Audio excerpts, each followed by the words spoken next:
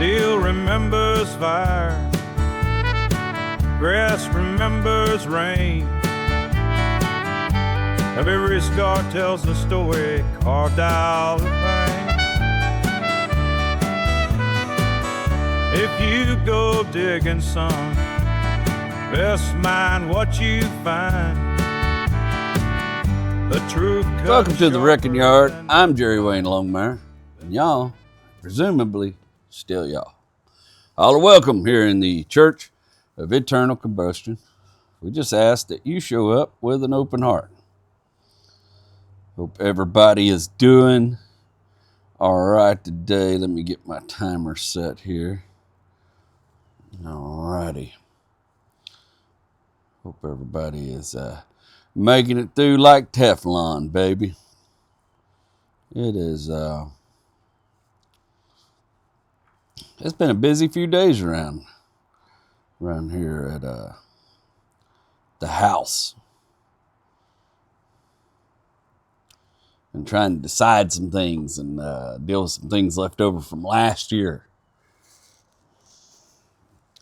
You know, that sort of thing. It's Saturday here. It's about 5 o'clock in the p.m. I'm gonna have myself a little cold beer because I'm in the mood for it. And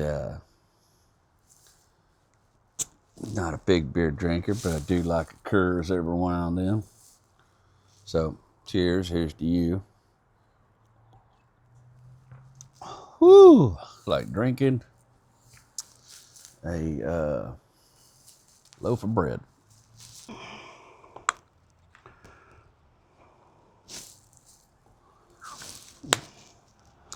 It is Saturday here at the Wrecking Yard. Nice little breezy day. I don't know what that thermometer's pretty accurate today. It's about 60 out there. It's a little cold for my taste. You know, I know you guys like, oh, you Southerners, you can't, you know, it's cold and wet here. I don't care for it. Don't care for it. Been doing some, guess you couldn't call it spring cleaning, New Year cleaning. Going through some things. We went through my office, redid my office, got rid of a bunch of stuff. Then we organized a bunch of stuff we had in storage and also got rid of some things there. Freed up some space in the house. Freed up some space in my mind. Sometimes you got to declutter a little. I'm no clean freak, you know. Some of you guys have super organized shops. That's not me. My shit's always a mess. But every once in a while, it gets to be too much for even my brain, and I have to do something before I snap. And that's what happened in my office. I just had so much crap piled up in there. Just a little bit of this I'm working on here, a little bit of that I'm working on here. And it got to be where I would go sit down in my office and go to work on editing something or putting something together for you guys to enjoy. And I would just be irritated just being in there. And so I was like, oh, okay, we're getting to the point where you got to do something about this. So I went through the office, got to hang some of my pictures finally, my Tom Petty post artwork and stuff like that. So it was kind of cool.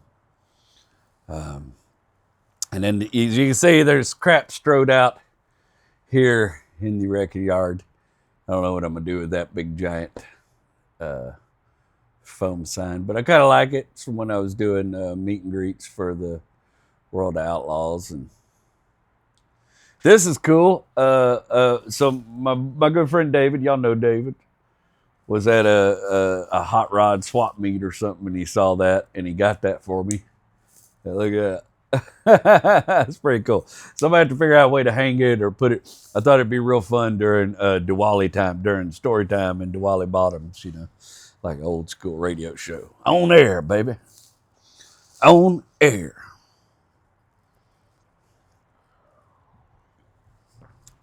Yeah, a little chilly. Not too bad. I started moving some stuff around the shop, cleaning some shop out, been doing some work in the yard. Just decluttering a little bit. Again, it's a good time to do that at the beginning of the year. Kind of get that shit out of your system, you know. You just, there used to be some old wives' tale, some shit like that, where you, when you clean up at the beginning of the year, you sweep all that dirt right out the door on the ground, and then it don't come back, or I don't know, you sweeping out last year's bullshit, that kind of thing. I've been trying to decide if I need to let my good buddy Bill know if I'm going to do the Christmas tour again this year. And I've sort of been wrestling with that decision. He was wanting to know by the January 15th so they can start booking dates. But honestly, my year's getting pretty hectic on its own. I've got so much crap coming down the pipes. Stuff I can't really articulate yet because it's not set in stone, but it's on the way. Things I'll be excited to share with you guys as soon as they come to fruition. I'm one of those, I like to count my eggs before they hatch, but by God, these eggs are cracking. All right, they're cracking and they're moving around. And I'm getting just about the point where I can count these some 50s, And stuff, of course, I'll probably share here first because you guys are my people. This is where I come for this sort of thing. We're going to talk some shit out today, actually.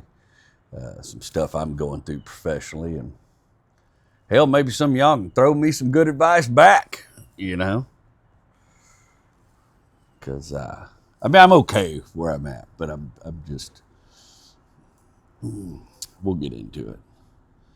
I don't think I'm going to go back and do the Christmas tour this year.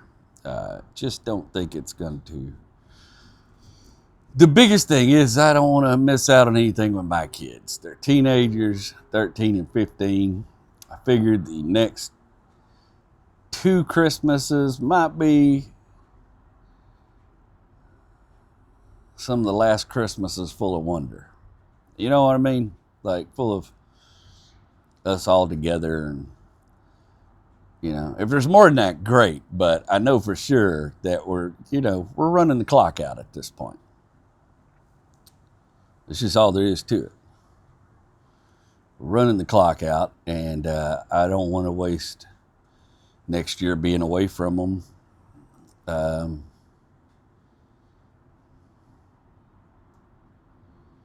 Doing a show that I'm not 100% sure completely fits me anymore either. And I don't mean that in a bad way. I've enjoyed doing the show, enjoyed doing it, but I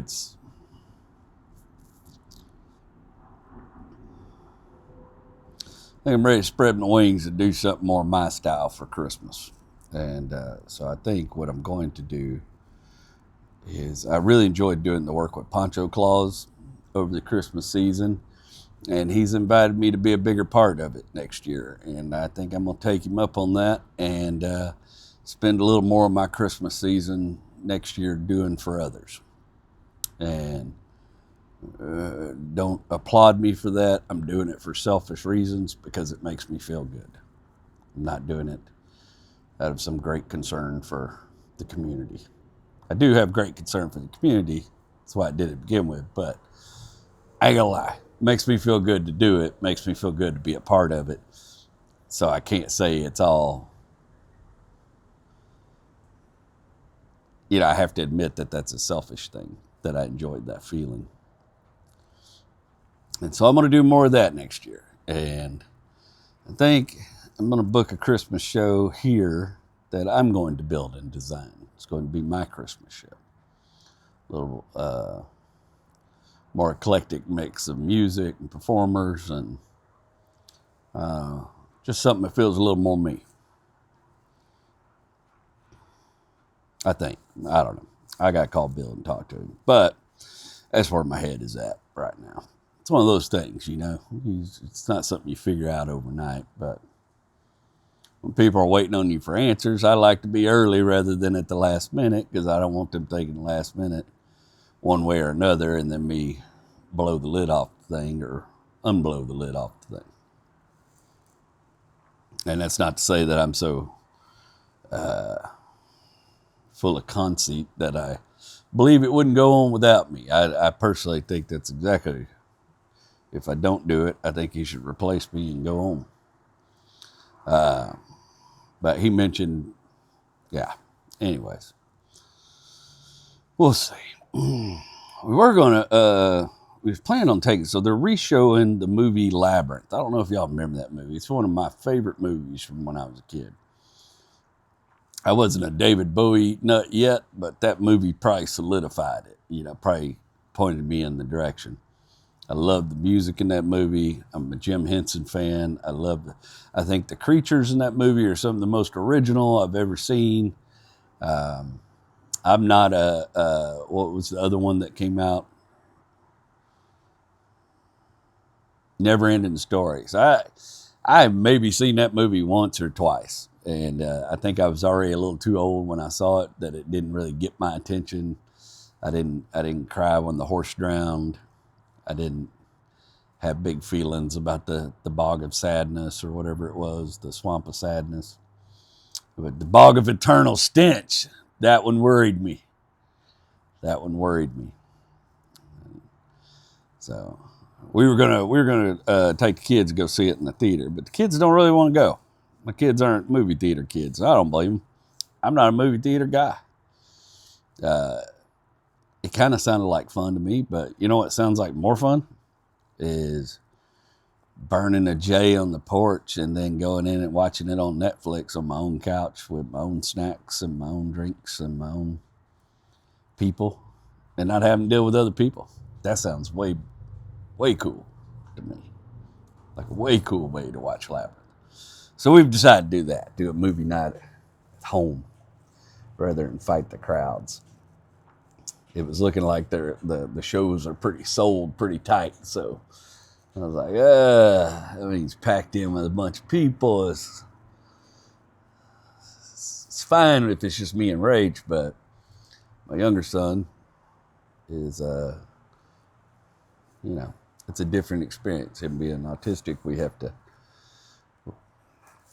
it's a trickier thing. That's why we do a lot of things during the week when everybody else is working, because it's a little less crowds, less people, that kind of thing. I am over the moon about the Nacogdoches show I got coming up. And I urge you, if you are a fan in East Texas and do like watching my stand-up or are interested in coming to one of my stand-up shows, please get yourself tickets to this one. For one, the theater that we're working with, we were able to make some really affordable tickets, cheaper tickets than we normally do.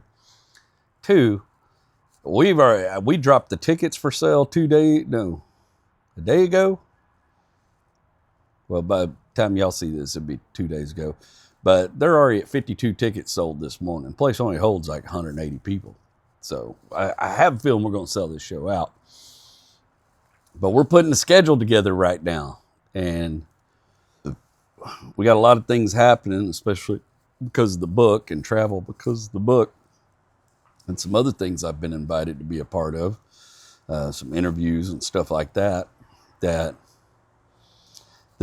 might be my only East Texas show in 2026, is the show in Nacogdoches coming in February. And I can't remember what the date is in February, but I'll put it in the comments and pin a link to my link tree. That's where you can get tickets. And it's going to be a killer show. Only other two Texas shows I'm even looking at right now is I'm probably going to do one in Walnut Springs with John Clay Wolf and those guys again. We hadn't set a date for it yet, but we've been talking about it. And I'm coming to Austin in March 6th. I'm coming to Austin, Texas. I'm headlining the Vulcan Gas Company. So I'm pretty psyched about that.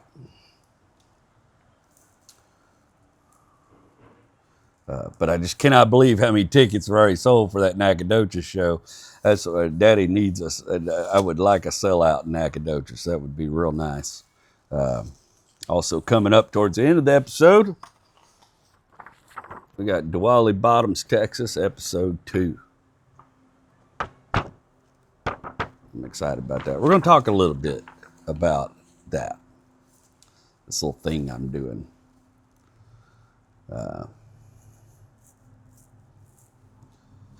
I came from the blue collar world. I was raised in the blue collar world. I spent most of my life working in the blue collar world. And the thing, I guess the thing I'm used to when it comes to feedback and results are what I would call auditable concepts. Well, when you get feedback on a blue collar job site, it may be rough and harsh, but they're usually telling you what you did wrong or how you need to fix it. And we've had a number of people review the book, The Wrecking Yard, that I've written. And we've gotten some great feedback, some very specific feedback from a lot of these people. But when you're working with a publisher and stuff, there's a lot of people that have to give you feedback before everything gets done. And one of the people involved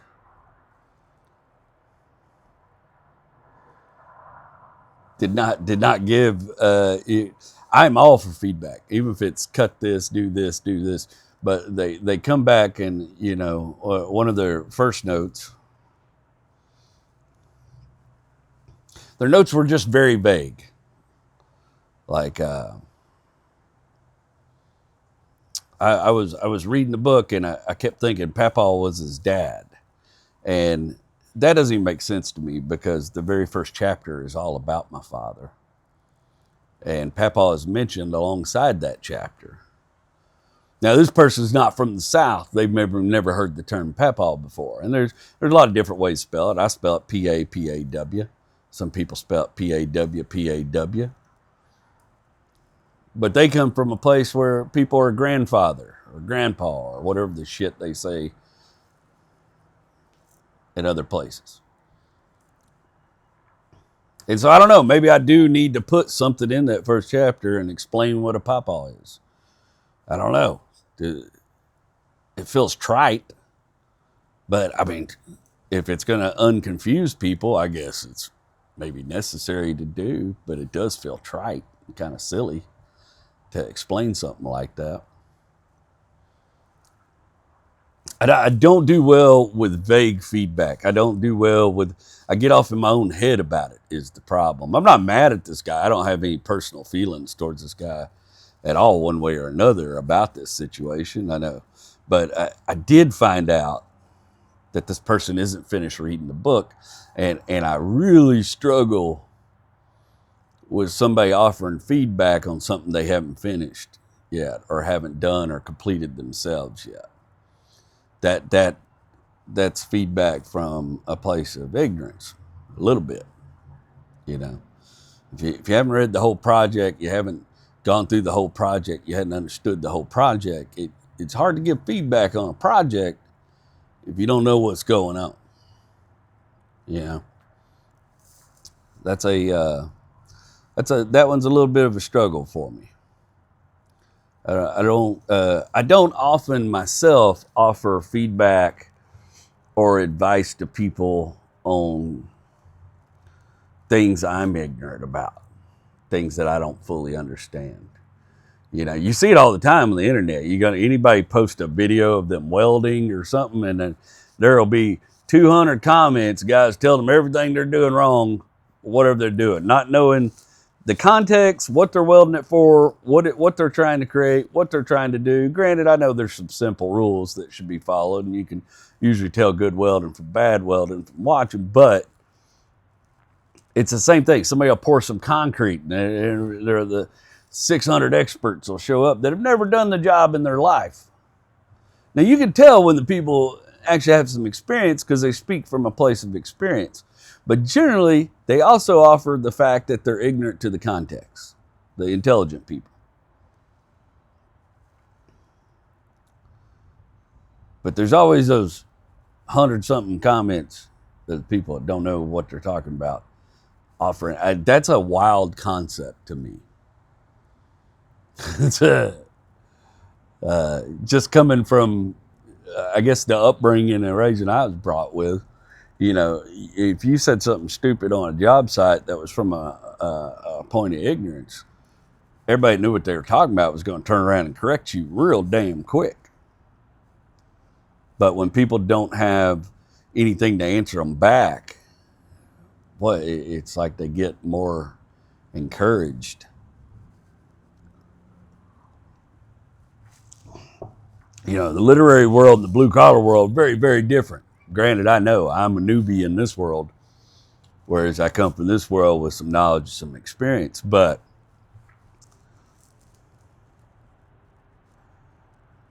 some of it's a little baffling to me.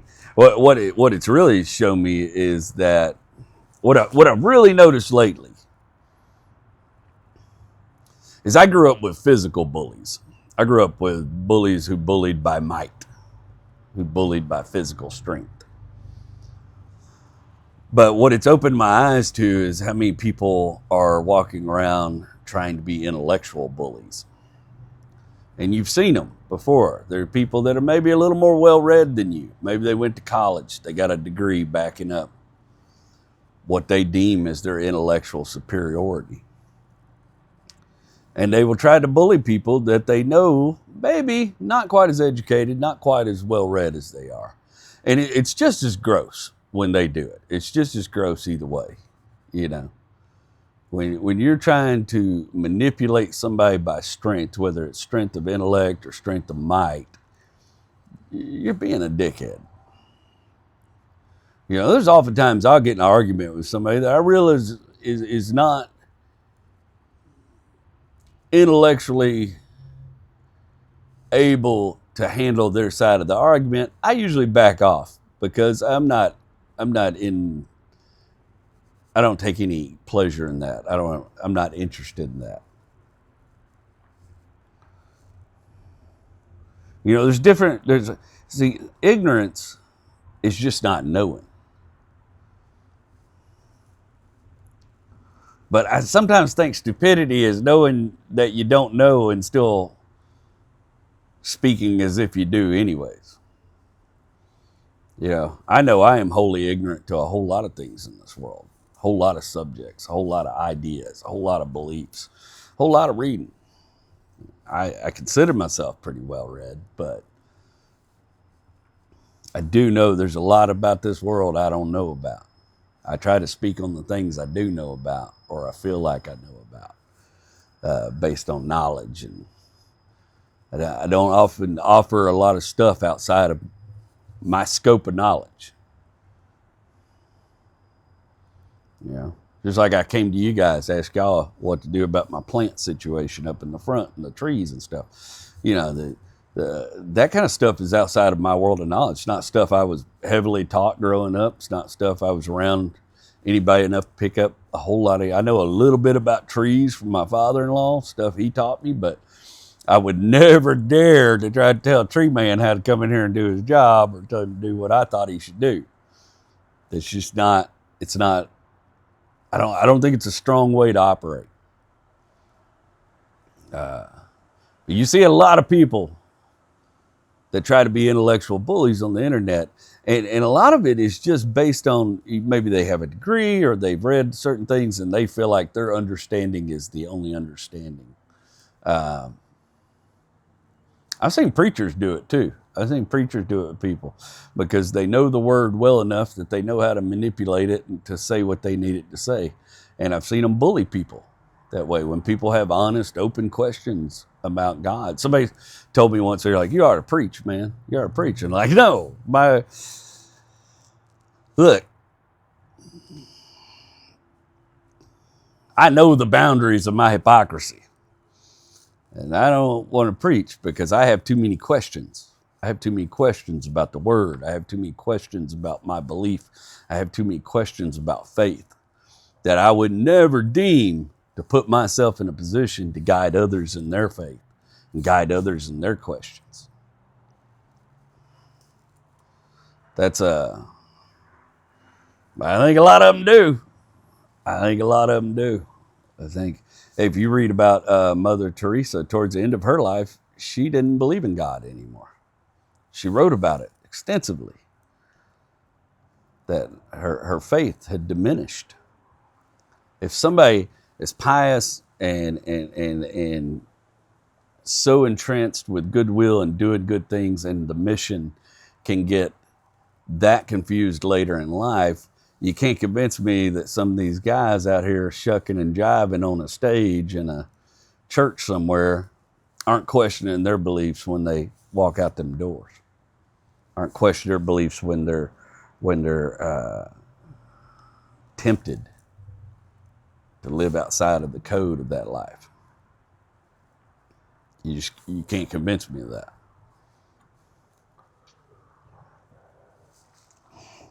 I was kind of thinking about different kind of teachers. You know, I did my first story last week, my Duwali Bottoms episode 1 story, and I'm not crapping on the person that gave me this comment. I promise you I'm not. But I had exactly 2 pieces of feedback in the chat after I read the story. One person said, "That was awesome, man," which, thank you. That's cool. Not a lot to work with there, though, as far as feedback. I appreciate the compliment. But then another one said, "I don't particularly care for stories like that." And that one kept me up at night because I'm like, stories like what? Stories like about a dude getting killed? Stories with heavy prose? Stories with a lot of scene? What stories like what? What part? Oh, I drove myself crazy into the wee hours of the evening trying to figure out what the hell that meant. And I'm not crapping on the dude. I appreciate feedback, and not everything I do is going to be for everybody. I'm cognizant. I'm aware of that. I'm in very much a phase right now where I am making the things I want to make, and I know not everybody's going to like the lanes I'm choosing. These stories are allowing me the freedom to do something different that I haven't been able to step out and do before. And I recognize that some folks are not going to be into it. It's not like, you know, when I was doing the weatherman character, Willard, I didn't 100% believe in the character. And I didn't have an arc, and I didn't know everything I wanted to do with it. And Wendell Williams, sorry, not Willard. It was an abstract thought that I pushed a little bit, and I pushed it a little bit too hard without having a clear direction for it. And I got a lot of rough feedback on it, and I got defensive about it, and I'm aware I got defensive about it. But this is not stuff that I feel defensive about. These are things that I'm just making because I want to make them. I want to do some different things with this podcast. I couldn't possibly continue to do a story about a car every week because I'm going to run out of cars. So I'm at a point where I need to pepper those in from time to time when I feel it on my heart that one of them's touched me in some kind of way that I want to talk about it. And I'm going to revisit some of the older cars. But that was the first part of the experiment. Where we're at now is a different place, where I try and come and speak to you guys every week about things that actually affect me and things that maybe affect you too. And just tell some of the lessons I've learned. But writing these stories gives me a place to tell the stories I can't tell. Because I got a million stories I can't tell because it would hurt somebody, or it would do further damage to somebody who's already been damaged enough. But there's stories that ought to be told some kind of way. Stories that there's a reason they ought to be told. And this gives me the freedom to do that in a different platform, in a different way. To take those stories and make them not about whatever person they affected, but about the sum total of what the story is. I was thinking about different teachers I've had in my life. I've had a number of teachers that affected me in no small way. You know, all the way back to high school. You know, I mentioned a teacher in the intro to my book. I mentioned my 4th grade teacher, and speak a little bit about Miss Lewis, a teacher that affected me in some kind of way. Not like, oh, this changed everything about my life kind of way, but like, oh, You know, it's like I used to tell you guys all the time, the words you say to people, stick with them. Well, it was some words she said to me that stuck with me as a young kid. And they kept bouncing around up here in the old snake nest until they took hold in some way that made me think certain things. That's what I mean. The teachers like that, the teachers that grab a hold of you, show you different teaching methods. I've talked to y'all a little bit about Mr. Bland in high school, how much his opinion weighed on my mind. Mr. Dias, my theater teacher, somebody was a great teacher to me. And then most of the rest of my teachers came from work, came from being a grown man out in the world doing things, or at least somebody that thought he was a grown man out in the world doing things. And some of them are harsh lessons. Charlie Luden whooped my ass outside a bar in Milwaukee. Taught me a lot that night. We remained friends up until his passing afterwards. But learned a hard lesson in Milwaukee one night about friends that stick by you and friends that don't, and when it's okay to maybe walk away and not get yourself off in something stupid. Took me a while to learn that lesson, but he taught me the first part that night. Guys that taught me different skills, trades. Told you, I really want to do an episode about Big Mike Vargas, my friend Steve's dad, who taught me a lot of what I know about construction. That man really taught me. I was thinking in particular about being in the trades. You know what it was? I was having an argument with somebody about a college degree, and I'm not one of those people that looks down on a college degree. I know a lot of blue collar guys tend to shun it. You know, like, oh, you ain't learned nothing, no college. You know, you're gonna learn books and papers. You ain't gonna learn nothing about doing nothing. You know, and that was always the thing when the engineers showed up and job. Well, engineers don't know nothing because they ain't out here doing it. And I think that's harmful too, to always look at it. I think there's a need for both. There's a need for schooling. There's a need for hands-on education. Both of them, I feel like, have their levels of importance. Now, I think you can get schooling in lots of different ways. I don't think you necessarily have to go to a university. I think with the things available to us nowadays, man, woman can teach themselves just about whatever they need to teach themselves.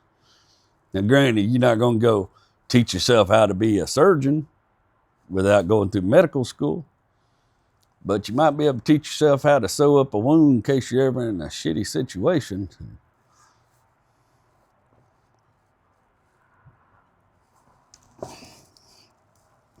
I had 2 men teach me how to do concrete. 2 men. Other men taught me stuff along the way. But me and this person was having an argument about this, and they were like, well, I invested all this money in my education. And I was like, well, you seem to think I didn't invest anything in my education, which is not the case. A blue-collar education is an investment of time. It's an investment of flesh. It's an investment of wear on your body.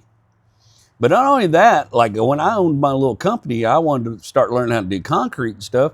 I went and hired a good concrete man, and I paid that man to teach me how to do concrete.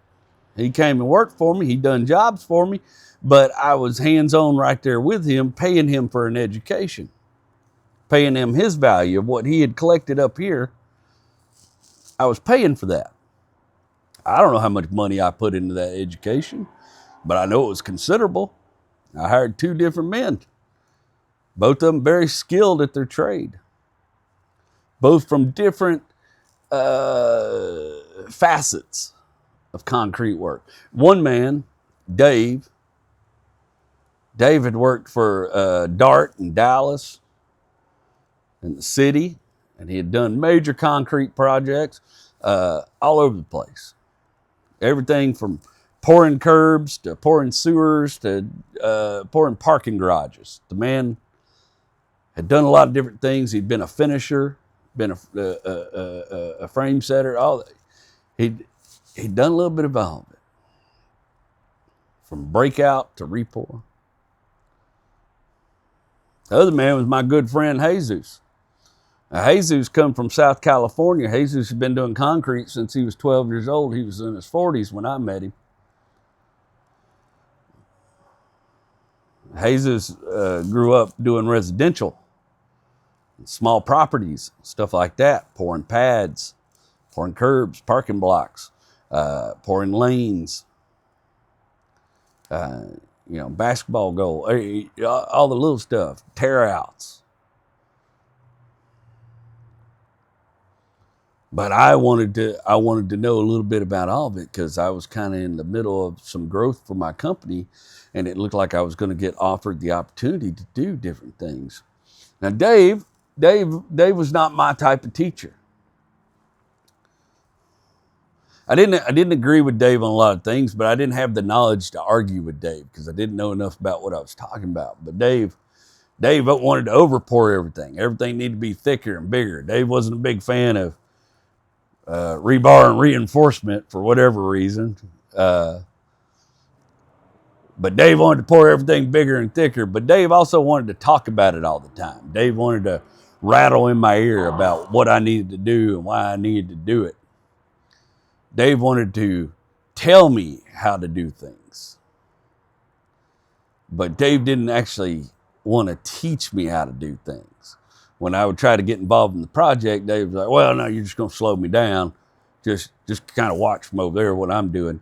That's a hard way for me to learn. I learn better when I put my hands on something, especially if it's a physical skill. I learn better from doing.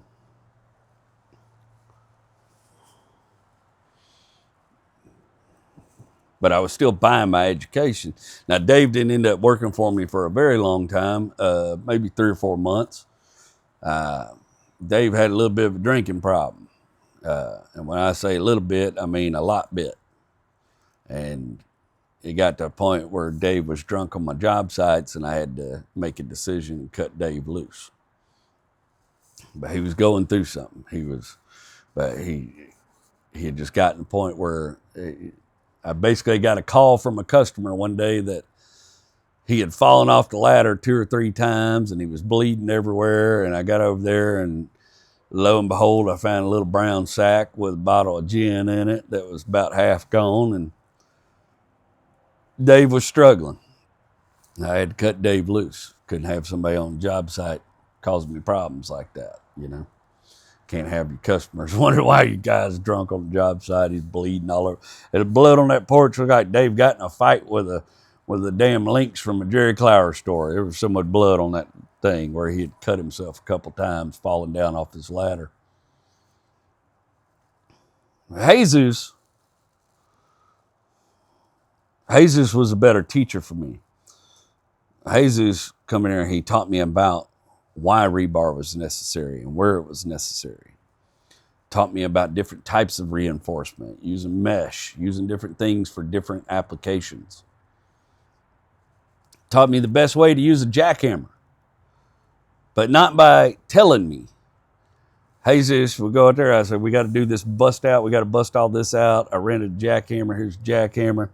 And Jesus would go, okay, bring the jackhammer over here. And Jesus would stand right there with me. And he's like, all right, you want to break it in these 4 spots right here. And you want to go back and forth working these 4 spots until you get a fully formed crack across. Why am I doing that, Jesus? He said, well, make it easier for us to pick up. We got a bunch of small pieces. We got to shovel it. But if we got decent sized pieces, we can pick them up and throw them in the bin. It's just simple stuff like that. Stuff that if you don't do it, you don't know to think about that. Jesus kept grinder fresh. So when we got into reinforcement, he reached down off in there that grinder, cut that reinforcement, that rebar, and we can get this good old chunk of concrete out of our bust out. Jesus knew that we needed to keep clean concrete free from reinforced concrete, because that clean concrete we take over to the crusher and they'll crush it down for driveways and stuff. And that's one way to get rid of it. It's hard to get rid of concrete. It's got reinforcement in it. Nobody wants to screw with it. So you got to find a dump. And that's more money you got to spend towing that, loading that, and taking that somewhere to be disposed of. Jesus taught me the practicalities of concrete, of how long finishing actually takes, how it's a timing game. He would teach me how to aerate the concrete, how to poor retaining walls. But the way he taught me was by showing me his knowledge right there on the spot and walking me through it while I did it. And I learned so much more from him in an even shorter period of time, enough that I was out doing successful concrete jobs and making pretty good money on them. That was because of Hayes' teaching. I paid for it, but it was money well spent. Some of the money I spent on Dave was not, it's not money well spent. But regardless, at the end of the day, I bought my education. I paid for it with my blood, my sweat, my tears, my physical exertions. I paid for it with money. So and I think there's a real disconnect from the blue collar world and the academic world in that respect, when there shouldn't be. We should both be able to look at the situation and realize we're both paying for our education and we're both doing things the other can't necessarily do. And we need to work together. There's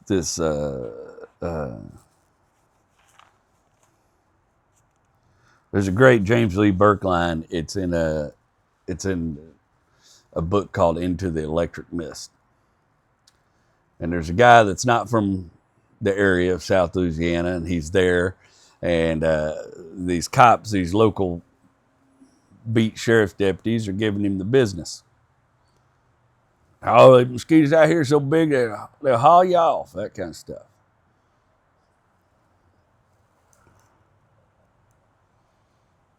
Dave Robichaux says they're trying to make fun of your lack of knowledge about a place you've never been before because it makes them feel superior.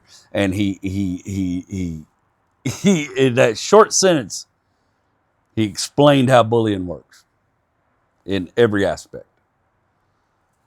And I always thought that was really brilliant. But there's different ways. There's different ways to learn. There's different types of teachers out there. You have to find the teachers that resound with you. Some people learn a lot from listening to a man talk. Some people learn a lot from being told how to do something. Some people learn better from reading a book about how to do something. But I submit that until you've done something, you don't have a lot of knowledge about it. I say every once in a while you hear somebody who's not a parent give parenting advice, and that one always tickles me. If you hadn't been a parent, you probably should just back out of that conversation. I hear people on the internet give advice about a great number of things that I'm not 100% sure any of them really know what they're talking about. I made a joke one time about YJ having death wobble, and of course all these guys who read Jeep forums and have been coached by the Jeep Club showed up to, there's Leaf Spring suspension, they don't get the death wobble. Let me tell you something, brother, you put 200,000 miles on anything, you can get some death wobble out of it. I don't care what kind of suspension it's got. And if you worked on enough shit, you'd know that.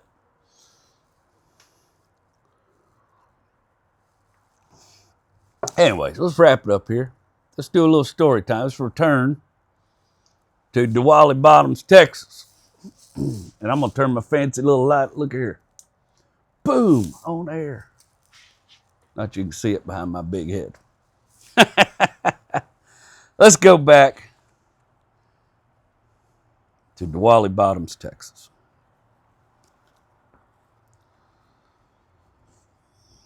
The sun was just beginning to peek through the asymmetrical boughs of the loblolly pines on the east bank of Caney Creek when the ragged Ford F4 lurched to a stop. It was a new cut site, but the acrid, sour odor from the wet pulpwood cut the day before blanketed the creek bank, even in crisp February air. Danny was barking before he even shut the engine off. "Daylight's burning, boys." His voice full of gravel, half muffled from the walnut-sized plug of chew he was shoving between his lip and yellowed teeth, with the remaining 3 fingers on his right hand. His pinky and ring finger had been sacrificed long ago in this very creek bottom to the gods of commerce. None of the crew knew how long Danny had been cutting pulpwood, but he had the trucks and equipment, worn in age, but still out of most of them's reach, and he paid good money a cord. His stringy gray hair was tied up with an ink-stained rubber band, likely off the newspaper. Counterculture hadn't reached Duwali by 1966. His long hair was a result of a fella not bothering to cut it. He had plenty of money, but polite society wasn't much interested in him. And truth be known, he appreciated the lack of interest. Preferred the company of men with blistered hands and a tougher than barbed wire, fire-headed old woman that looked after the working ladies who plied their trade on the edge of town and a group of old kudzu enshrined trailers behind the mill property. Carl Sr. must have been dozing on the way out to the site. He woke to Danny, or Mr. Ware as he called him, retching across the cab to pop him on the shoulder. "Carl, you gonna sleep all day or gonna make us some money? I told you not to marry no pretty woman. She'd keep you up all night." Carl grinned at the lewd joke he had heard once a week for the last 8 years while he stepped out of the cab. Might be something to it, though. Some sleep had been sacrificed after Carl Jr. went to bed the night before. She had slid under the covers with a wispy trail of jasmine following her. Her high-dollar perfume she only used for special occasions. He had bought her in Dallas on the only trip they had ever taken a few years back. Afterwards, in the still, she had laid her head against his, her breathing still finding its stride, her voice barely a whisper. "I went to the doctor in Kilgore yesterday. You're going to be a daddy again, sugar." He had held her long after she succumbed to the vigors of the day and listened to a pump jack screech its song of greed and need. The tank housing on his worn McCulloch 410, once white, resembled nicotine-stained ivory from years of spilled fuel. Most of the red paint on the body chipped and faded from felling and bucking pine from one end of East Texas to the other. Despite its appearance, with just one pull, it'd be vibrating in his hand like a wasp in a coffee can. Carl stepped down to the cut he had worked yesterday, the sharp two-stroke exhaust cutting through the pine resin in the air. The first tree notched before most men would have had their saw started. Carl's hands knew the work and could perform without much input from him if needed. The back cut is just a steady pull, no bogging, the chain just eating through the soft pine until the kerf opens just enough for some daylight to sneak through. He pulls the saw from the cut while the pine talks to him like an old friend, cracking and popping as he hollers, "Tree!" and steps back to listen to the upper boughs tear through the sun-dappled canopy before slamming into the ground hard enough to ripple the creek water and make his kneecaps itch. 7 hours of two-stroke scream and 25 felled and buck trees later, Carl pulled the choke until the McCulloch fell silent, the engine casing ticking as it cooled. The loaders were cleaning Carl's cut, the flatbed Ford tractor chuffing slowly under load as they dragged the logs down from the timber-scarred skid trail. He sat for a minute on a stump and pulled the lunch he had packed in the dark that morning from his work bag. The sharp mustard on the bologna woke up his pine and vibration-dulled senses. He was a cord in with two on his mind and didn't waste much time eating before propping the old saw on a short trunk and locking it in place with his knee. He reached in his bag for a round file with electric tape holding the splintered wood handle together. Slowly, he'd file every other tooth until the edges ran clean before rolling the saw and tackling the others. A dull blade could make a man go hungry if you spent the afternoon making powder instead of ripping big, clean chips with every revolution of the torquey two-stroke. A dull blade could hurt you, leave you hungry a long time, eating the putty out the windows while you healed. The loader's chains would ring a little as the 8-end tractor tightened them until the stubborn pine finally gave way to the direction they pulled it. He heard something different as they filed, though. The tractor was lugging harder than normal. The sounds from the tightened chain sounded higher. He just had time to turn his head when the chain snapped with a ferocious pop. The clevis hook bulleted past his face, close enough to peel his cap from his head before embedding itself into a trunk a few feet from where he sat. He couldn't hear anything above his own blood pumping in his ears as the other men hollered and ran towards him. He felt something cold on his cheek and rubbed his hand through a little trickle of blood from his scalp. Danny was shaking him. "Carl, you okay? Damn it, boy. You okay? Son of a bitch!" Before turning his fearful anger onto the loaders. "Next son of a bitch that binds that tractor like that again, I'll kill you myself." Carl stood on legs that threatened to betray him any minute. "I'm fine, Mr. Ware. I'm fine. Just grazed me." Danny looked at him blankly, stared back at the clevis lodged in the trunk. "Yeah, you're fine, I guess." Danny was still staring at the broken chain, mindlessly rubbing the mangled part of his hand with the good left. He spat as Carl fired up the saw. "Burning daylight, Mr. Ware. I got to get back after it," Carl said hoarsely before stepping away with his growling machine. Danny picked up Carl's cap and handed it to him before turning to walk down the hill to finish excoriating the loaders. Carl poured a little gasoline on his resin-coated hands and wiped the oily residue off before getting in the passenger side of the truck. The 239 flathead was already idling when he stretched his long, tired frame back into the seat. The rest of the crew climbed into the bed with the tools before Danny let off the clutch and pointed the weary Ford back towards town. Most of the crew lived in a ramshackle collection of trailers and kit houses in an area north of the mill right outside of Duwali, affectionately dubbed the Cut. Carl didn't know who named it that. Probably neither did Danny, but the name had stuck. Danny stopped there and dropped the men off with their pay. There was the normal back and forth light trash talk that was a daily routine, but Carl couldn't hear none of it. He had a tremor in his right hand that hadn't dissipated since that errant chain had almost mauled him earlier.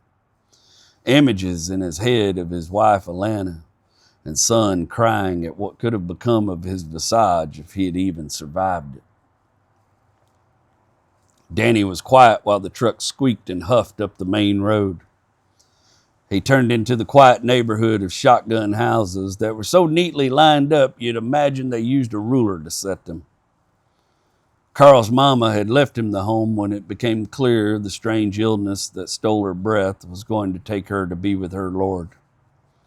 She had suffered long enough, raised a good man mostly on her own after Carl's daddy died in some faraway place called Saipan when he was just a toddler. Carl Jr. and Tony were playing in the yard on their hands and knees when Danny pulled into the drive and cut the engine. Danny fished some bills out of his pocket to hand to Carl. "Throwed some extra on today, just in case you need some aspirin for that headache." Carl grinned in spite of himself. "I thought I heard an eagle scream." Danny spit. "That's what I get for trying to be nice." "I'm just giving you the business, Mr. Ware," Carl shot back as he stepped out the cab. "I appreciate it." "Nearly lost my best hand today. Hard to make good money without a cutter like you." Danny was looking towards the boys playing when he spoke. "Hey, baby boy," he hollered at him. Tony looked up grinning, face beaming. "Uncle Danny." "Boy, why don't you run home and tell your mama to get a cup of coffee in her? I'll take y'all to the Brookshires and get some groceries." The backs of Tony's little bare feet was already present as he shot off towards home. Tony's dad, Danny's little brother, was in Huntsville on an extended vacation after killing a pawn shop owner down in Houston. Tony's mama was determined to drink herself off the planet in protest. Danny tried his best to keep them housed and fed. Carl turned towards his own progeny. "Son, go get washed up and we'll see what Mama's got for dinner." Carl Jr. chirped out a "yes, sir" before he jumped up on the porch to open the door, the strong breeze ruffling his coppery red hair. Danny fired up the pickup. "See you in the morning, Bubba." Carl stepped up onto the porch and reached for the door while looking back. "See you in the morning." Danny pulled back onto the street with a heavy mind, imagining having to be the one to tell Alana that something had happened to Carl. Carl had been 17 when Danny hired him, taught him how to cut. Boy felt like his own sometimes. Carl knew something was wrong the minute he stepped in the house.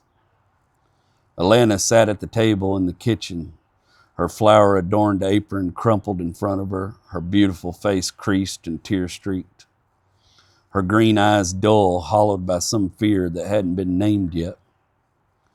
The radio on top of the fridge droned lightly with news of heavy losses in the Ben Din province. Carl started to speak, but caught in his throat when Alana pulled the crumpled, damp letter from her apron and smoothed it out on the table. His eyes immediately recognized the typeface in big, bold letters. Order to report for induction. When their eyes met, he felt like he was trying to swallow wet concrete. By then, they didn't care if he was a family man, and deferment wasn't a word that existed to poor East Texas pulpwood cutters. Tune in next week for more from Duwali Bottoms. Episode 2 in the books.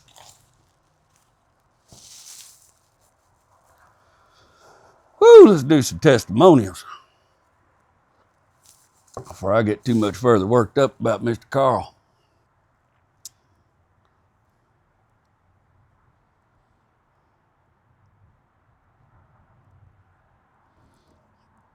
Let's see. These are comments from last week's episode. At MTIHIB 90210. What's the name of the James Lee Burke novel that is hard to find?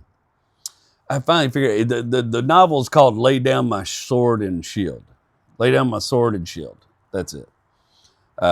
It introduced the character Hackberry Holland, which is he's like a Texas lawyer and a Korean War veteran, and he's a really intense character, and he comes into play later on in some other novels. But I've never got to read Lay Down My Sword and My Shield. That's one I'd like to. One of these days, I'm going to get me a copy of it. I'm going to sit down and read it.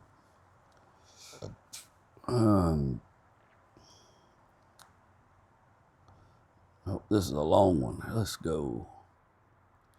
At Hillbilly Hijinks. JW, I thought long and hard about what you said on the rotten fruit, and damn if it didn't prove true just 2 days later. I had a former friend I had to run off some years ago because of his hard drug problems. We had become incompatible people. I was always kind of worried about him showing back up one day with larceny or spite in his heart.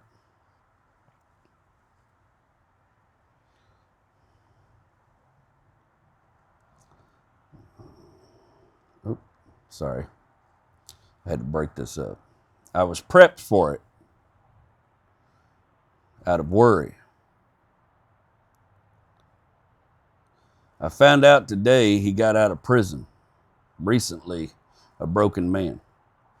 He had a stroke inside and is wheelchair bound now, living in a halfway house in rural Arkansas. 30 years of hard drugs finally caught up to him.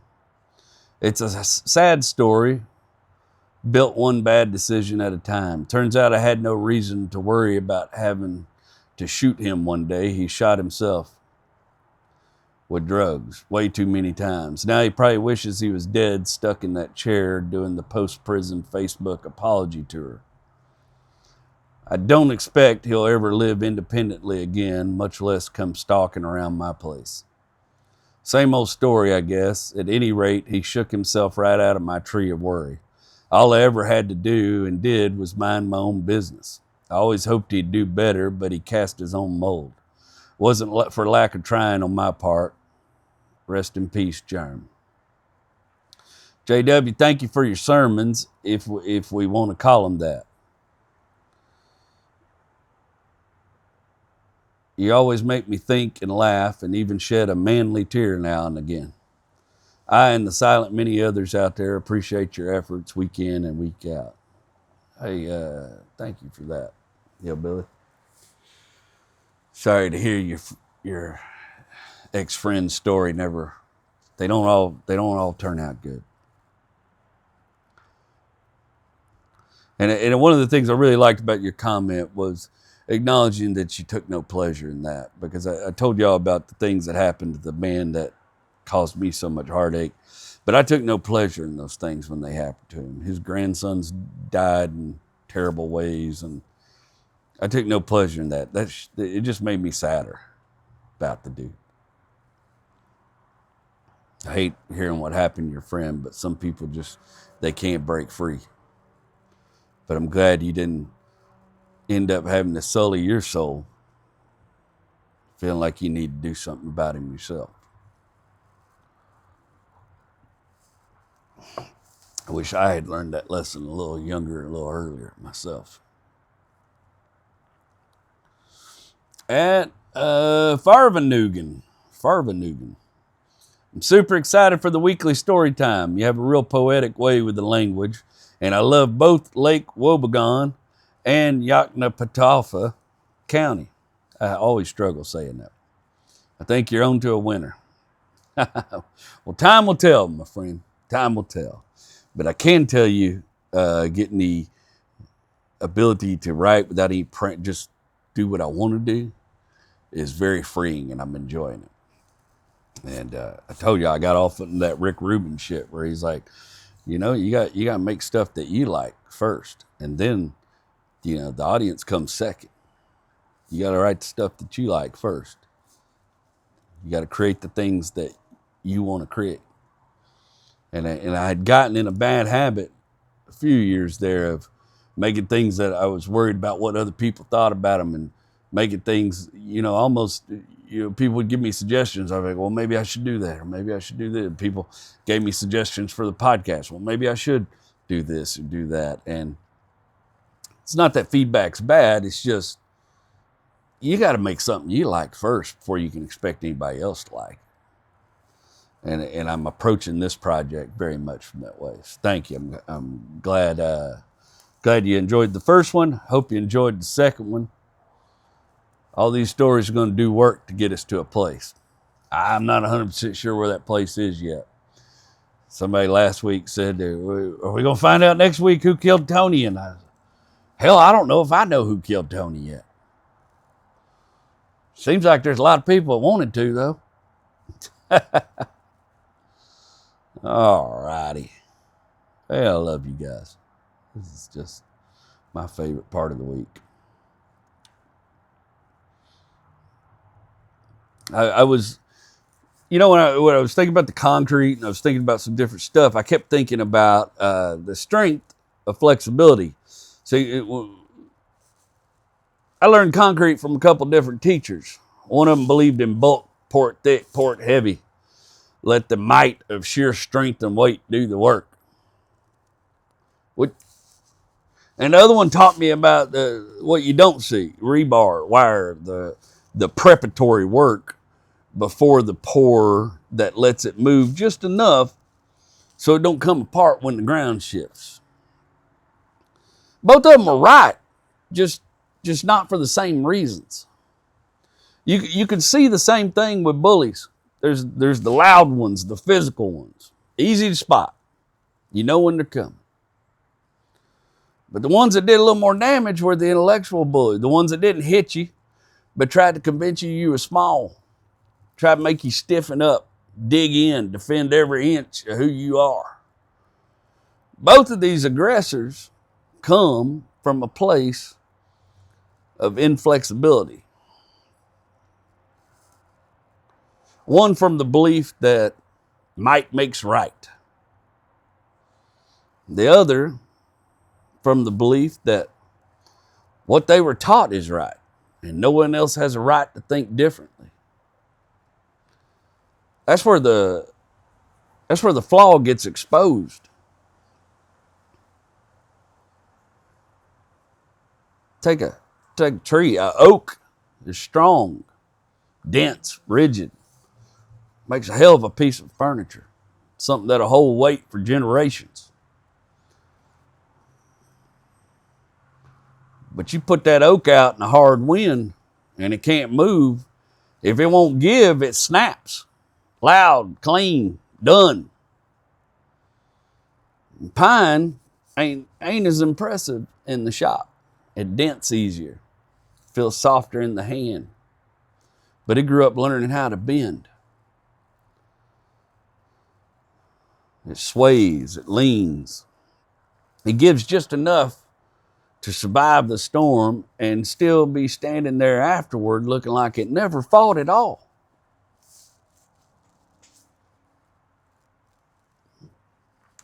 Concrete is awful similar. On its own, it's strong, but it's brittle. One good shift and the whole damn thing fractures. But you reinforce it, let it flex a little, and now you got something that can take a beating and keep doing its job. That's the lesson I keep relearning.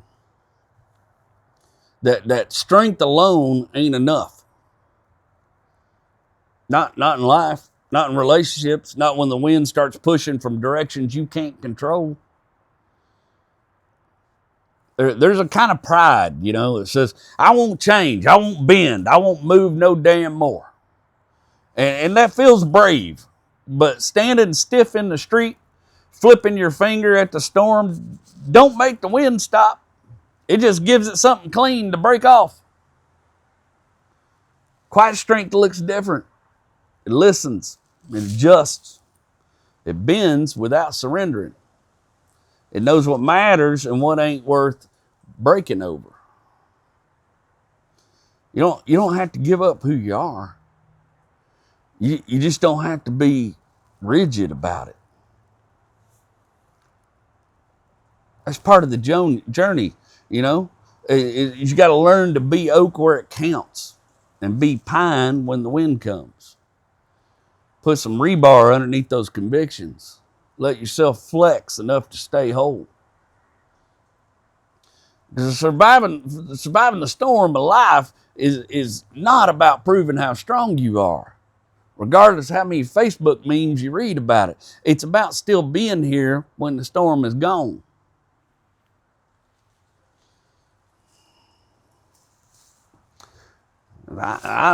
Every week I'm rooting for every one of you to make it through every storm that comes your way. I ain't saying you ain't going to be a little dented and scarred when it's over, but I just want to see you still standing. I'm JW. I love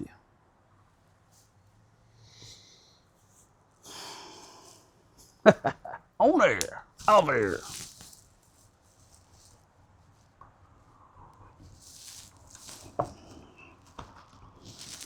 Coors Banquet.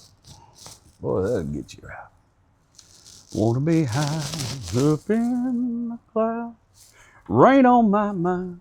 Rain on my mind. Oh, I got to figure out what we're going to do next week. What the hell's going to be happening in Duwali Bottoms? Probably ought to start working on that right now. I love you guys. Thank you for sharing your Sunday with me. Or whenever you listen to this. I hope some of you get to make it out to the Nacogdoches show. It's always my favorite to meet Wrecking Yard people. If you're around the Austin area, I'm going to be in Austin March 6th. Those tickets ain't on sale yet, but I'll let y'all know when they are. But the Nacogdoches tickets are on sale and they're moving quick. And I couldn't be more over the world about that. Y'all be safety. I'll see you next week.